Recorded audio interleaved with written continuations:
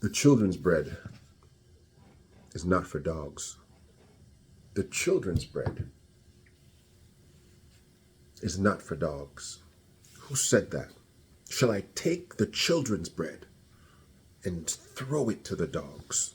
Who said that? This statement was made by Jesus in Matthew chapter 15. Read it.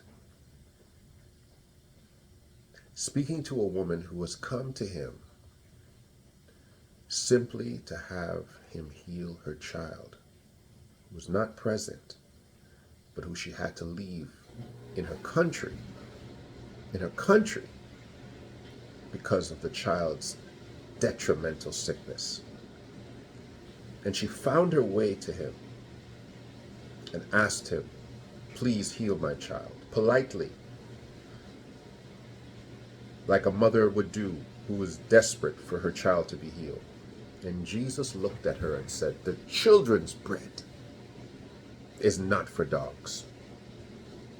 What he was saying was he was identifying the fact that he, in his ethnicity and purpose, was called to be a solution and an answer to his people. He identified that he was there for his people. And in the analogy, he was there for his children. His children. Wasn't there for other people's children. He was there for his children. And he wasn't there for the dogs. The contextualization of the first century Jew is that the Gentile was referred to as the Gentile dogs.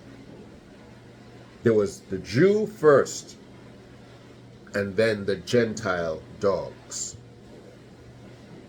If you would have stopped the reading, if you would have stopped the story of Christ and ended his ministry on that sentence, you would have had to conclude that Jesus Christ is a bigot.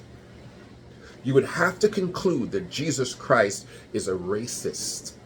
You would have to conclude that Jesus Christ is racially specific and not inclusive, but an individual who is seeing only the nationalistic propaganda of his own group.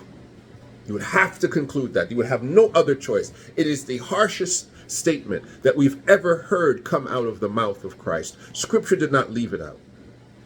He said the children's bread is not for dogs. Cold-hearted statement. God incarnate spoke to the Gentile and said, the children's bread is not for dogs. But look at the response. The response of that Gentile woman, she said, but Master, do not the dogs eat the crumbs that fall from the table? A woman who said that I will build an empire from the crumbs. I will build an empire from the crumbs. I put to you today that there is no greater demonstration of faith found by a man or anyone else in the Bible from Genesis to Revelation than that woman. That woman's principle, nations should be built from it. Because nations that only have crumbs, that only have the fragments of freedom and the fragments of power and the fragments of access to information and the fragments of being able to hold their heads up high and say that I am. Those nations can listen to this woman. This is a woman intent on getting the satisfaction of her journey and said that my children will not starve because I have too much pride to build from the crumbs. Jesus sees her response and says, oh woman, I have not seen any faith like this in all of Israel.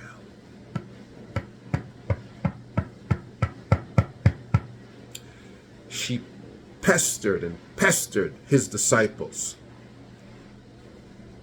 They said, won't you send her away? But her response. Let me explain something to you. It's not about what they tell you. It's not about the doors that slam in your face. It's about your response. It's not about chewing on the bread of prosperity and blessing and privilege. It's about your response to the crumbs. Woo! Will you build an empire from the crumbs? The black man in America has done it. The black man in Africa has done it. The black man in the Caribbean has done it. The black man in South America is still trying to do it. Yes, you are. But together, we shall build an empire from the crumbs. If you can look God in the face and say, God, I will use whatever you give me, because whatever you have left for me is enough to build from. If you've left me a corner of the table, if you've left me a jail cell, said Joseph, if you've left me a pit, if you've left me thrown down a well, said Jeremiah, if you've left me a cave, said Elisha, if you left me the Isle of Patmos, said the apocalyptic writer, whatever you leave me with, I will take it and I will build from it. He gave Moses a rod, a stick. I'm telling you today that you can build an empire from the crumbs.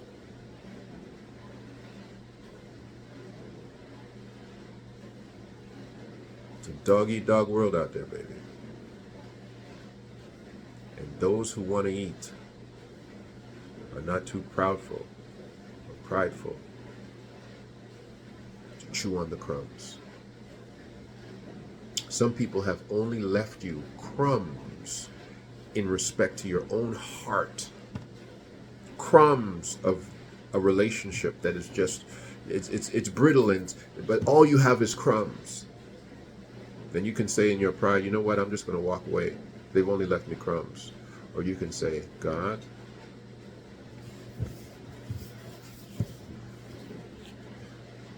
I will love these crumbs.